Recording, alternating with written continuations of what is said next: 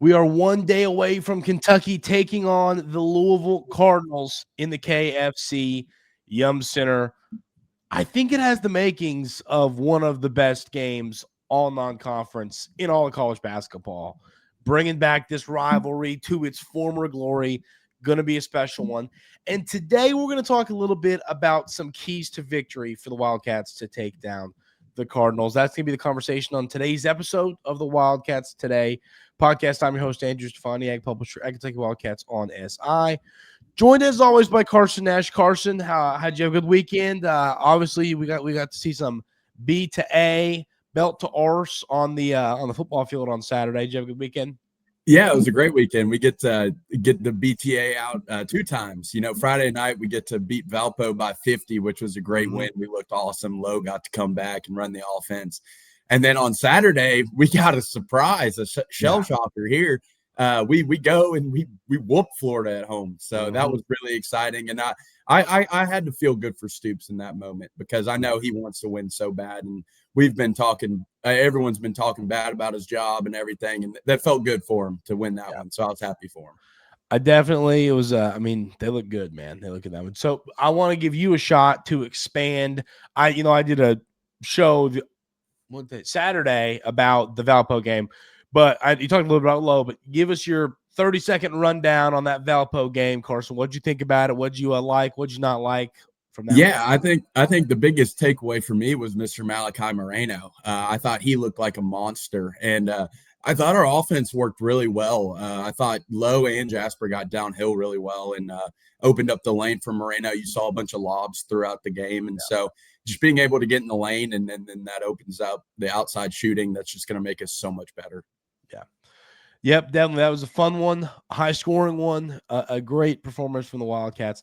Want to say one more time, listen, tomorrow we're going to be at the Burl live previewing the Louisville game, doing a pregame show from 6:30 to 7:30 with tip-off coming at 8. So we'd love for y'all to be there. Hey, seriously, if you're looking for somewhere to watch the ball game, community to be a part of, come hang out with us, come watch the ball game, come watch the pregame show. We'd really appreciate everybody stopping by for that. Hit that subscribe button. I think we're like 9 or 10 away from 3,000. So yeah, we're really close. So hit that button for us. But so today we don't want to fully preview the game today because we'll be doing that tomorrow at the Burl. But we want to talk about some keys to victory. And my first key to victory that I have for this ball game, Carson, is to win the outside shooting battle. And I want to preface this. I mean, right now, and I think, Carson, tell me if you disagree. I think that you should agree with this. I think that the outside shooting battle is something that most people would give Louisville the lean right now. Would you agree with that? Yeah. I would personally. Yeah. And I don't think that we can win this game without winning the outside shooting battle. I mean, there's a world where they make 3 or 4 more 3-pointers than us and we still win this game close.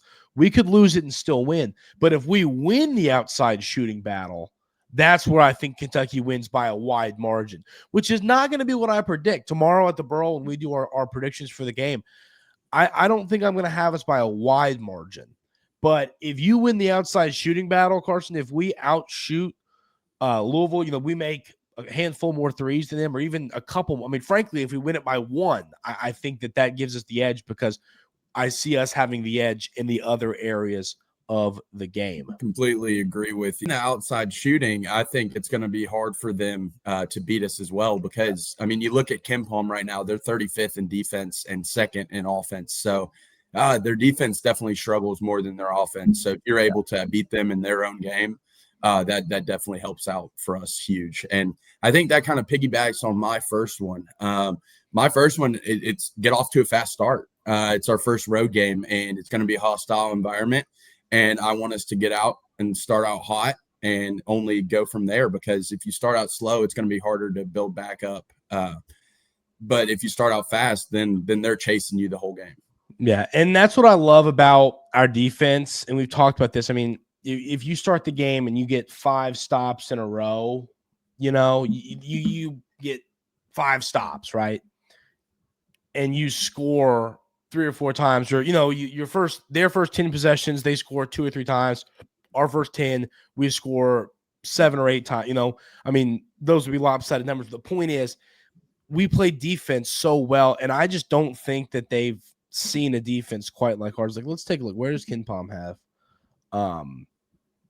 the good old Jayhawks? Their defense is 16. So, I mean, they've seen a good defense, but I still think there's a wide gap from Kansas's defense to our defense. It's just, it just is. So I agree with what you just said. I think getting out to a fast start would be ideal, especially knowing this is the first time we're going to have been away from Rupp Arena. We haven't played away from home. So it's going to be a lot of environment. Now, I do want, and this is not meant to be a shot at Louisville. We'll probably do that later because you know how we roll. But I've never seen this rivalry in the Yum Center, and you have been there. Now, to be fair, you were there in the Kenny Payne era. But I mean, what are your expectations for the atmosphere in this basketball game? How will it be close to 50-50 at all? I'd say Louisville will probably have a 65-35 advantage. Okay. But it's really the lowers are last time at least were mostly red. There was a lot of blue too because they were not very good, but the uppers were all blue. And so I think that they even had a hard time selling tickets. So I think that a lot of UK fans bought up a bunch of those tickets. So I have a feeling that there's going to be a good showing for the blue and white. Yeah. If we weren't doing this thing to Burl, I'd love to be. Oh yeah, 100%. Well, I know you'd be there I'd have come up there for that one. But I'm kind of anxious to see what happens with that. I mean, that's really not even taking a shot. I just don't like. I think Kentucky has a significantly better fan base than Louisville. Louisville fans are obviously going to disagree with that, but I don't think that's very bold. And I'd like to see what that looks like, but so that'll be interesting to me. I think you're going to hear blue, white if Kentucky's up in this game late. You're going to hear that pretty clearly. So my first key to victory was win the outside shooting battle. Carson's is get out to a first start. The second one that I've got, I think it's time for an Otega-Oweh takeover, Carson. I mean, the first couple games of the year, and I'm including first couple games of the year as the exhibition games, Otega just, kind of didn't look right. I thought that he looked more like Otega-Oweh in this basketball game against Valparaiso. What was he? He was 6 for 10 from the field, I'm pretty sure. Let me go ahead and check that. My stats aren't up on the computer right now.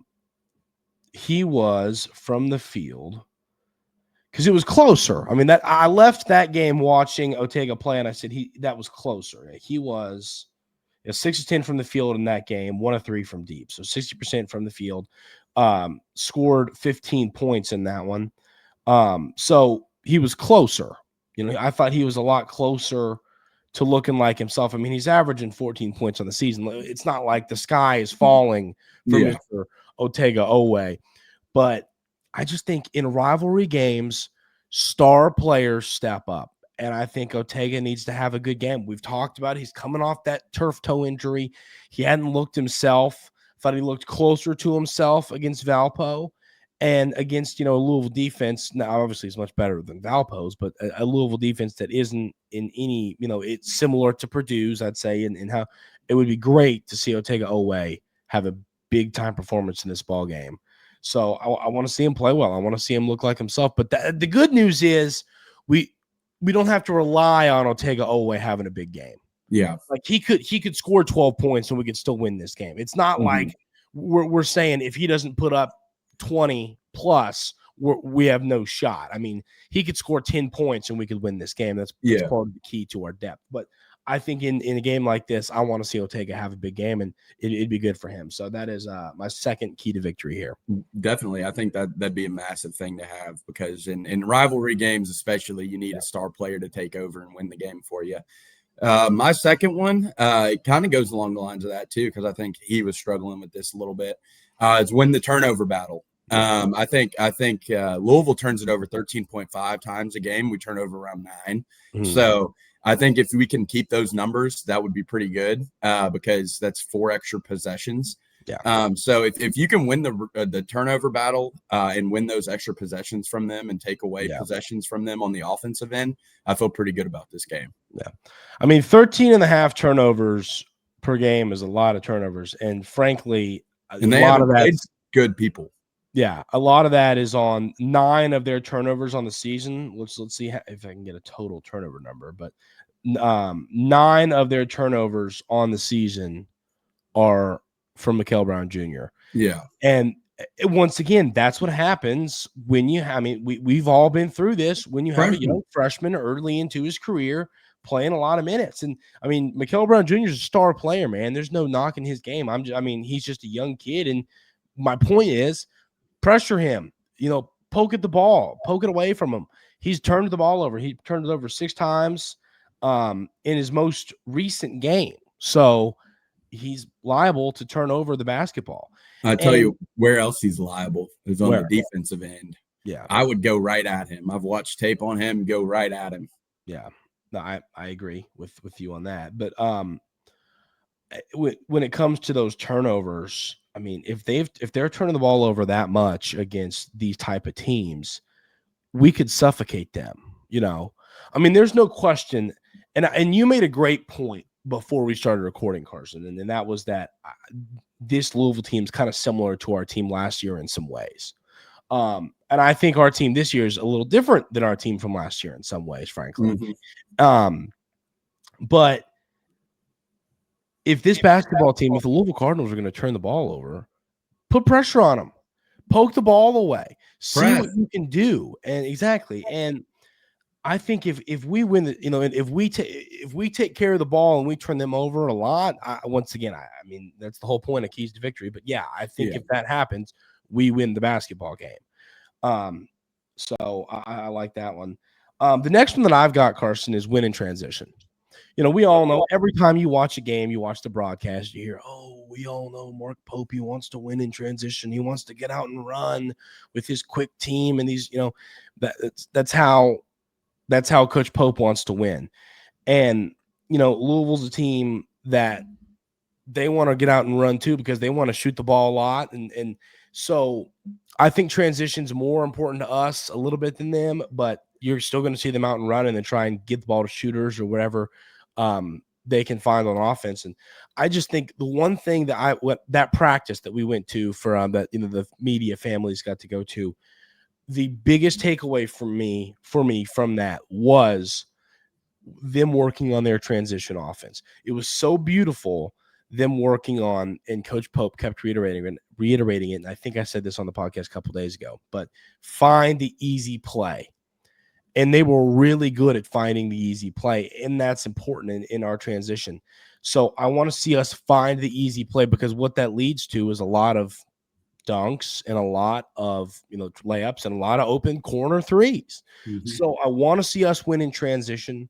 I think if we win in transition, that's another thing that is just going to give us an edge in this basketball game. So winning that way, and I think it's going to help a lot.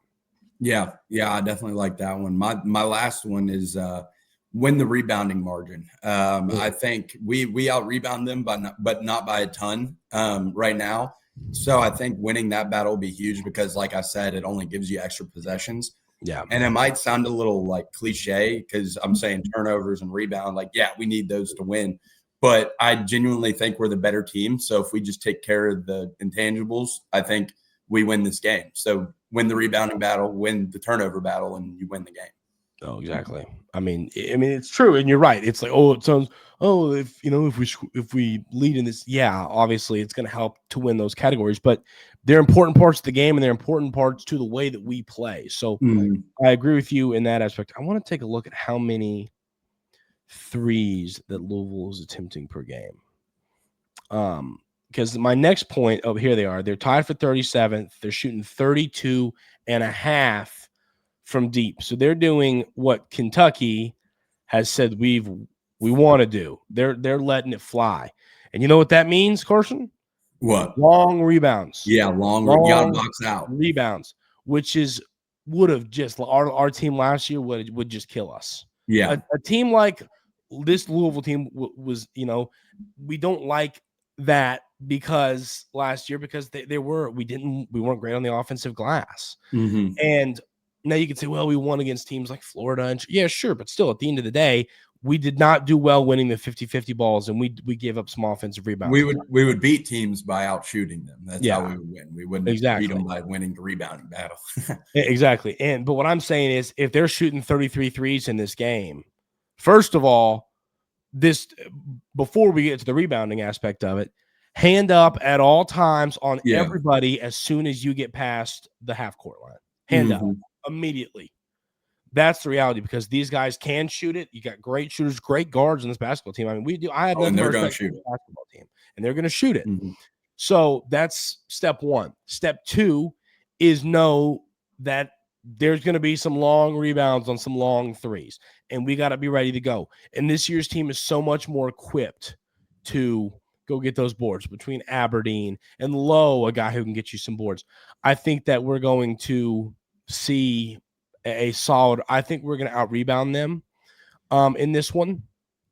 So, but it's important. So I agree with you. But yeah, so those long rebounds on missed threes is something to pay attention to. And obviously we're not talking a lot about specific players. We're going to do that tomorrow on the pregame show. We just didn't want to, do like a pregame here and then a pregame there. So we'll talk about the specific players for Louisville. Who are we worried about? Who do you gotta, they've got a great set of guards. Those guards have been playing really well. They've got the young star and Mikael Brown Jr. We'll talk about all that tomorrow. But I think those are the keys to victory. In the comments, if you have a key to victory that we didn't mention something, and I mean, obviously there's a ton more out there, but these are the most important ones. But leave one in there that you think is important that we didn't talk about in the comments. Any other keys to victory real quick, Carson, that are coming ahead before we get out of here? Yeah, I had one last one. It was limit Mikael Brown Jr. And this one's a big one for me because I think he's a type of guy that can beat you by himself if he gets hot. So I think you really need to limit him, make him take tough shots, be inefficient. And if we can keep it to that, I feel pretty good. Yeah. And I mean, he's also those that have watched this game, this Kentucky-Louisville, there's all, a star. We talked about it with Ortega. Star players help a lot in this game. I mean, it took. I mean, last year, obviously Kentucky won the game, but Lamont and Chucky Hepburn put on a show, man. Yeah, both of them. And Kentucky won that game. But you're right. Mikael Brown Jr. is their best player. And there might be some guys that we consider better college basketball players right now on that roster. But Mikael Jr. is their best basketball player. Yeah. And don't let him go for 37 in this game, because the kid's good. And, sometimes we'll say that's fine if you let him beat you. If you want to go one dimensional and have this guy, that's fine. With the kid this good, if he's every possession down the floor, he says, give me the rock. They can't stop me. You can't let that happen. Well, and that's a problem too, because that opens up everybody else on the outside with their great shooters. But I mean, we just have such good, our defense is so good. I think that we're going to limit that. Now I have one more question for you, Carson. Who are you sticking on him? Oh man, I'm throwing DA at him. You can't put Lowe on him. I don't know. I want Aberdeen on him. No, I mean, because you can't. I'm just saying because he's one of their main guards. You can't. That's the only person I'm saying you cannot have on him is Lowe. Yeah. I'm fine with throwing Ortega or Denzel Aberdeen at him. Yeah. I lean Denzel Aberdeen. That's who I would have said. I agree with you on that. Yeah, that's who I want. Not Lowe, because Lowe is 6'2". Lowe should guard McNeely. Yeah, I think that's fair. And now, interestingly enough, though, their guards are. I mean, how tall? Conwell is 6'4", and McNeely is 6'4" as well. So I mean, these are taller. They're taller guards. They're not 6'1". Chucky Hepburn, little short guards. These are some tall guards. Sometimes that could be an advantage for a smaller guard going against a taller guard, because the dribble, you're dribbling it a little higher. You have more time to get in there and get a steal. Yeah. So. No, I agree on that, but that's what I would do. I would put Denzel Aberdeen on Mikael Brown Jr. and then go from there. And then, like you said, throw low at McNeely, Ortega at Mr. Conwell. I think that you can go that way. But there's a lot of different directions. Yeah, I mean, I think Ortega shutting down Conwell would be huge. And then I think Mr. Ruths is going to have a long day with Modi, Mr. Diobate. Yeah. So and Keanu Roos, I mean, he's averaging 18 and 8.5 right now, but I just don't see that sustainable for me. He just doesn't shoot the ball well enough for me, and he's not physical enough. It's definitely not sustainable, but I mean, the kid's got a little bit of confidence right now, that's for sure. So we need to, be ready to rock and roll, in that aspect. So, well, all right, Carson, you got anything else before we call it a day? That's all I got. I hope everyone comes and shows out tomorrow to the Burl. We're really excited. We're hoping we have a good show out. So come support. Yeah, seriously. No, I mean, it would mean a lot to us. If you got no plans, just come watch the show, come watch the game.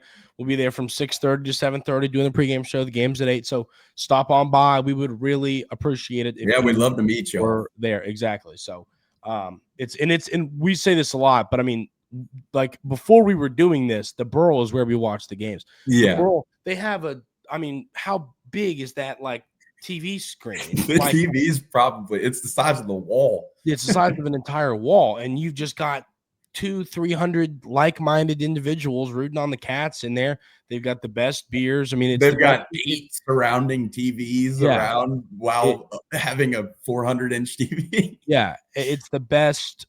It's the Burl Brew is the best place to watch a Kentucky basketball game. I mean, that's just a fact. It just is, hands down. So we were there before we were even doing this. So I mean, if you're looking for a new place to watch the game, the Burl is the place to be. So stop on by tomorrow. It'd mean a lot to us.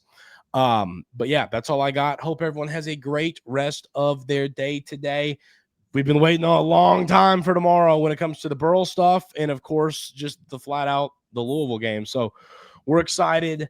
Hit that subscribe button. Please get us to 3,000 before the show tomorrow. We'd really appreciate that. And then we'll see you tomorrow live from the Burl before the Cats take on the Cards.